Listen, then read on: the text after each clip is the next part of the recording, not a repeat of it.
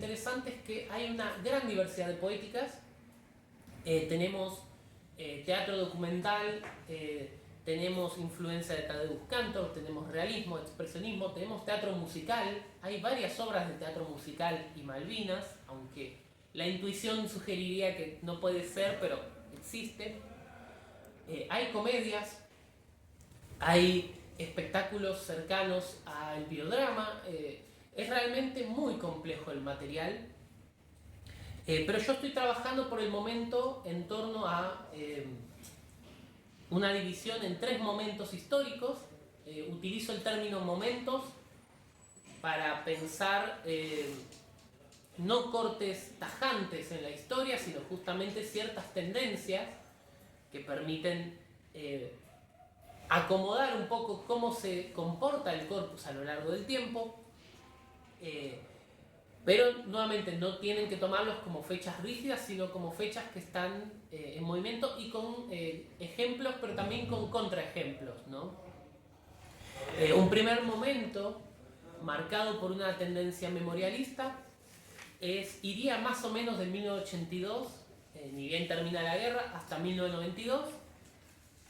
Es un momento marcado por la memoria, muy especialmente como forma de confrontación a lo que son los procesos de malvinización. Ahora si quieren hago un comentario sobre eso. Se trata de obras que trabajan de forma muy consciente con la necesidad de hablar de aquello que no se hablaba en el momento. Por ejemplo, si toman el caso de la obra Laureles, que es una obra de 1983, que se estrena todavía en dictadura, es un material de la ciudad de La Plata, creado por el grupo Teatro Rambla. Si ven, por ejemplo, ese material, ahí aparece, al hablar con sus autores, Mónica Greco y José Luis de las Heras, que publican que estrenan ese material bajo seudónimos para evitar problemas con las fuerzas militares. Lo interesante es que ellos explicitan la necesidad de contar, por ejemplo, la experiencia de los soldados platenses. De hecho, hacen una investigación y consultan, digamos, a algunos colegas que habían ido con los regimientos número 5 y número 7 de La Plata. La Plata tiene una relación muy fuerte con Malvinas.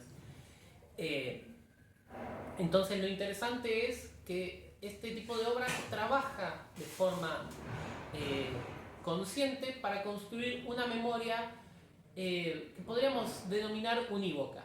Se intenta proponer una forma específica de recordar. Otro caso interesantísimo es una obra que se seguía haciendo hasta hace muy poco, que es Malvinas, canto al sentimiento de un pueblo, obra rosarina que se estrena en 1992. Se estrena en Rafaela en realidad, pero es rosarina la obra. Es una obra de Osvaldo Buzo y Néstor Zapata, con música de Lito Nevia, por ejemplo.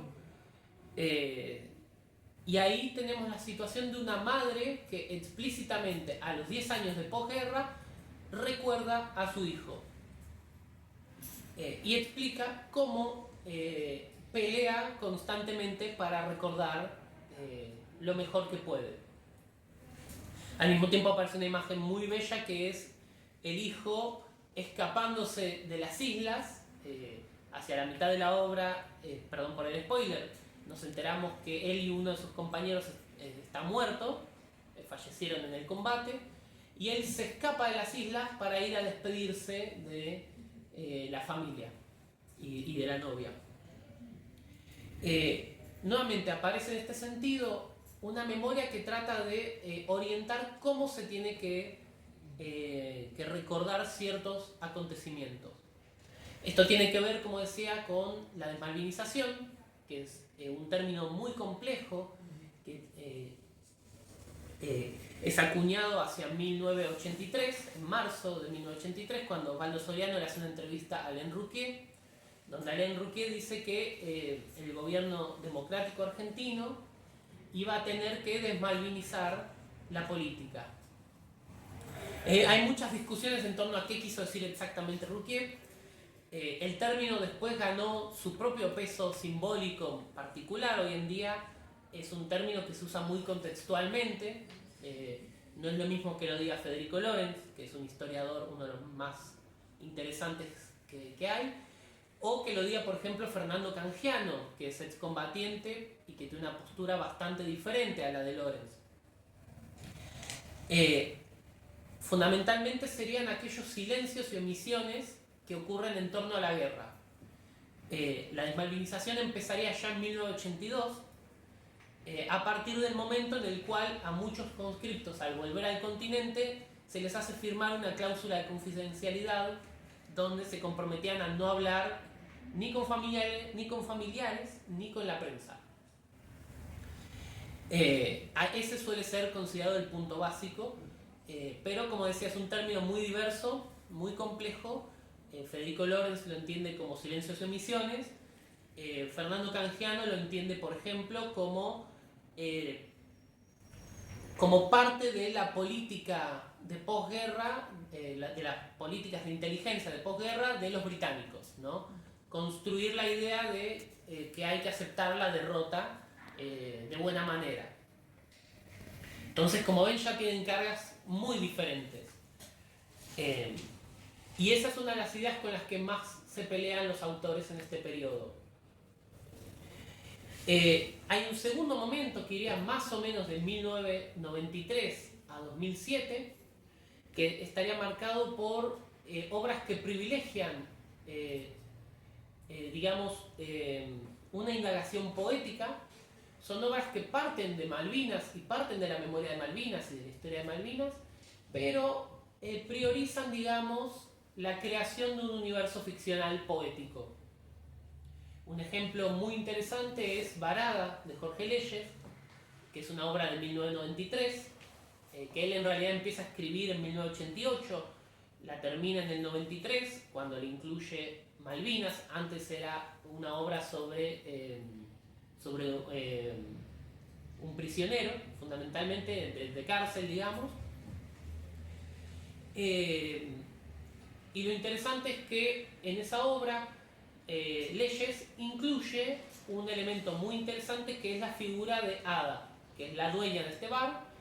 Es un bar que está en medio de la nada en la Patagonia, en medio del desierto patagónico, literalmente desierto.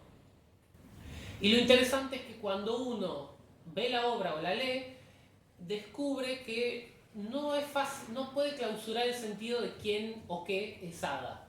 Todo sugiere que esa figura grotesca, un poco monstruosa, podría ser la guerra. Pero nada termina de cerrar ese sentido. Lo interesante es que uno podría pensar que son las islas, podría pensar que es el gobierno argentino, podría pensar que es la idea de la Argentina, y sin embargo ninguna de estas imágenes, o alegorías, mejor dicho, termina de cerrar, ¿no? Justamente no sería una alegoría, sería un símbolo, sería opaco. Entonces lo interesante es que es una obra que explora y denuncia ciertas cuestiones en torno a la guerra y a la posguerra, pero deja abierto ese sentido. Algo muy parecido hace Federico León en Museo Miguel Ángel Boesio, o por ejemplo Javier Dolte en su obra Casino. En Casino Dolte trabaja con sus experiencias. Él casi le toca ir a la guerra, lo agarra haciendo el servicio militar obligatorio, y lo que él cuenta es que él hace una versión pesadillesca de esas experiencias que él tenía. Y lo que él hace es no explorar tanto qué significa una guerra, sino, por ejemplo, criticar a la institución ejército. ¿Cómo? Bueno, construyéndola en base a todo aquello que rechaza. La obra se va a inspirar fuertemente en los dibujos de Tom of Finland, dibujante famoso por hacer unos dibujos muy homoeróticos de policías, de motoqueros. Son unos dibujos fantásticos, muy impresionantes. Y Dolte va a hacer básicamente lo mismo, va a hacer el ejército como justamente un espacio obsesionado por protocolos, por la ropa, por el homoerotismo natural, digamos, que la institución ejército tiene en sí misma, ¿no? Y que Dolte la lleva un poco al paroxismo. Tiene unos momentos bastante extraños la obra. Ahí hay, por ejemplo, una escena de musical también. Roger Chartier hace una aclaración adicional también que tiene que ver con que no se trata únicamente de el contenido, cómo se transmite eso, sino que tiene mucho que ver también con las competencias que tienen los espectadores y el medio a través del cual se articula esa representación. Entonces, a mí me va a interesar pensar las representaciones teatrales, que es esta variación que yo hago en torno a las representaciones de Chartier y que tiene que ver con aquellos textos dramáticos y espectáculos que permiten, digamos, construir los hechos de la guerra y sus consecuencias socioculturales. Esto tiene que ver también con la posibilidad entonces de tomar estos textos dramáticos y estos espectáculos como espacios donde se cristalizarían de una u otra manera estos imaginarios sociales. Desde esta perspectiva es posible pensar entonces cómo esas representaciones, por ejemplo, asumen identidades y memorias. Esto me parece muy significativo porque nos permite superar una idea con la que yo todavía me encuentro mucho en congresos y charlas, que es la idea de el teatro no va a recuperar las islas, ¿no? Tampoco lo haría el arte. Es algo que todavía me dicen cada tanto como, bueno, vos hablas mucho de teatro, pero las islas siguen estando bajo el poder de los ingleses, así que eso es un hecho, digamos, no sirve lo que haces, dicho en un español más modesto. Pero lo interesante es que justamente si nosotros hablamos de 140 textos dramáticos, si hablamos de un tiempo presente en el cual las islas están constantemente volviendo a nosotros, lo interesante es que pensar esto, pensar este corpus, problematizar estas ideas, tiene que ver con pensar una soberanía cultural, ¿no? Pensar cómo se construyen ideas de lo que es, por ejemplo, ser argentino, de lo que es el pasado reciente, de lo que es el presente, etc. Entonces, justamente me interesa cómo el arte y el teatro pueden justamente no tener obligaciones extra artísticas, ¿no? Si bien hay muchas obras que trabajan con objetivos, que por ejemplo hay algunas obras que podrían ser pensadas como de teatro aplicado, pero lo interesante es que podemos encontrarnos con miradas que abren diferentes matices y perspectivas. Y que hablan no solamente de lo que... Hay un autor que se llama Wickham, que se especializa en la guerra y el teatro, no solamente en lo que él llama acción de guerra, es decir, lo que ocurre en el frente de batalla, sino especialmente en lo que sería el estado de guerra, que es el contexto sociocultural en el cual se produce la guerra. Esto es muy interesante porque cuando hablemos del corpus vamos a ver que hay muchísimos materiales que giran en torno a familias o que giran en torno a pensar más el contexto social de la guerra, qué fue lo que hizo posible a la guerra, mucho más que qué pasa en el frente de batalla. Ahora bien, como decía, las representaciones según Chartier tienen que ver con una forma singular de construir esas identidades y memorias. En este caso yo trabajo con la teoría del convivio teatral, es la teoría del otro Dubati que se dedica al teatro, que es como un padre para mí, es mi padre, pero que nos ofrece justamente una serie de herramientas muy valiosas para insisto, no pensar que el arte, que el teatro es mejor que otras artes, pero sí tratar de encontrar ciertos elementos que le dan una mirada singular. De acuerdo a la teoría del convivio, el teatro es un acontecimiento que ocurre cuando se encuentran por lo menos un espectador y un actor produciendo poiesis espectatorial y actoral, respectivamente, si no me equivoco en el orden, en un tiempo y en un espacio dados. Esto ya trae un elemento muy interesante que tiene que ver con la idea de territorialidad del teatro, donde resuena lo que decía antes de pensar las ópticas de cómo se ve la guerra desde diferentes territorios, pero también cómo la guerra puede ser desterritorializada a través de los cuerpos de los actores.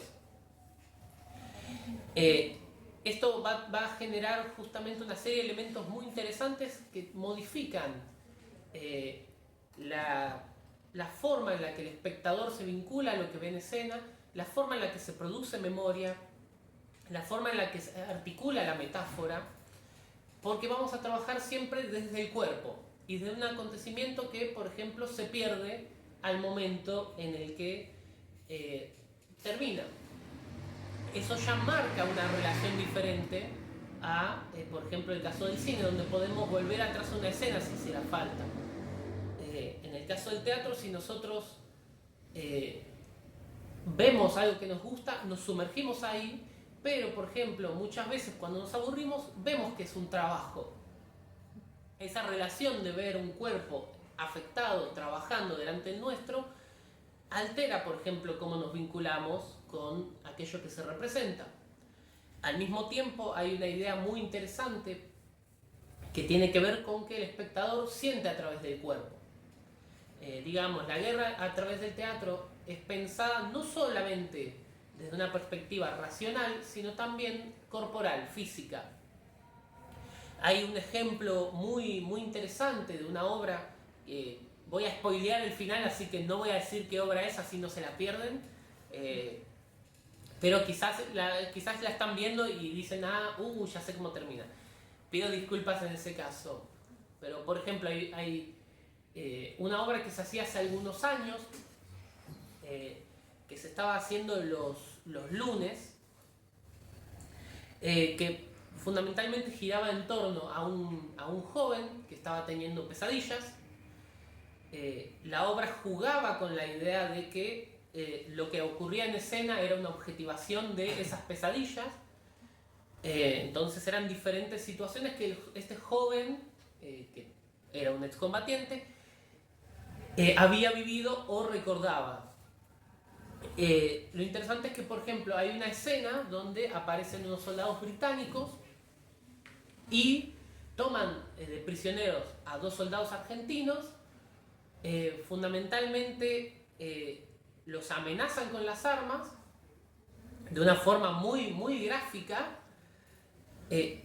salen de escena y se escuchan 2 disparos, ¿no? Representando lo que sería las violaciones a las convenciones de Ginebra sobre el trato humanitario de prisioneros de guerra. Entonces pasaba eso y el público se quedaba completamente helado. Pero no quedaba ahí la situación. La obra avanzaba, pasaban algunas otras cosas más, y sobre el final el joven se despierta, habla a público y le dice al público algo así como: al final nos mataron a todos, toma un arma, se suicida en escena, el público completamente helado, entra la madre del soldado, lo toma en brazos, empieza a llorar, mira al público y dice: al final nos mataron a todos. Apagó una cuchilla y ahí hay que aplaudir, ¿no? Entonces, de más está decir que fue el aplauso más incómodo que jamás se haya escuchado en una sala de teatro. Y tenía mucho que ver con esto, como uno, por más que la obra haya gustado o no, después de eso uno sentía no solamente racionalmente el impacto de esas escenas, sino que era físico, era un malestar que a uno le generaba, como terminó ahí, ¿no? Y ahora hay que hay que celebrar el trabajo de los actores. Era un buen espectáculo, pero era muy difícil realmente el momento de aplaudir. Ese es un caso un poco extremo de lo que trato de ilustrar, pero creo que es elocuente de algunas de estas tensiones y problemáticas en torno a el cuerpo y el convivio, ¿no? Al mismo tiempo, si en algunos casos, por ejemplo, se exacerba esta cuestión del cuerpo, hay que pensar en el caso de el peso simbólico que tiene Campo Minado al incluir veteranos reales, tanto argentinos como británicos. Además del Gurkha. Claro, exacto. Entonces, ahí ya, por ejemplo, la idea de que nosotros estamos ante alguien que vivió la guerra en su propio cuerpo, ya nos modifica completamente la relación con lo que ocurre en escena.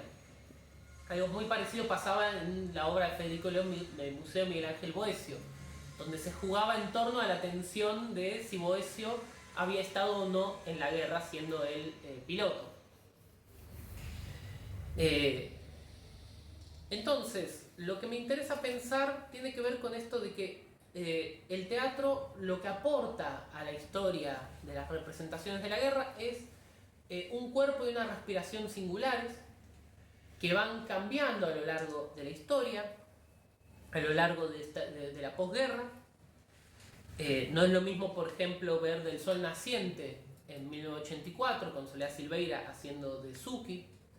Es una obra que habla sobre la guerra, pero ambientada en Japón feudal, y que es muy interesante porque sugiere muchas cosas que en ese momento es difícil pensar que se supieran, ¿no? Por ejemplo, habla de algo muy parecido a ciertas prácticas de tortura, como los enterramientos. En un momento el personaje de Oscar es literalmente enterrado, entonces es difícil determinar qué sabía el público en ese momento, pero por ejemplo la obra refleja eso. Y ese es un contraste muy diferente a, por ejemplo, pensar la guerra hoy. Pensar, por ejemplo, ciertos tópicos bastante novedosos que están apareciendo, como por ejemplo las veteranas.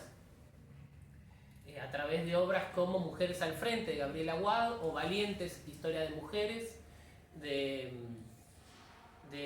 Victoria Lerario e Ivy Perrando Schaller. Entonces, lo interesante es que, si bien el teatro no tiene necesariamente que representar, sí la memoria que construye tiene una serie de compromisos, es obligante y funciona justamente como un trabajo, como un proceso que se elabora y se desarrolla. Entonces, me interesa pensar cómo el teatro construye una memoria singular que aporta a la conservación, la transmisión y la imaginación, pero también aporta a la omisión, ¿no? En muchas ocasiones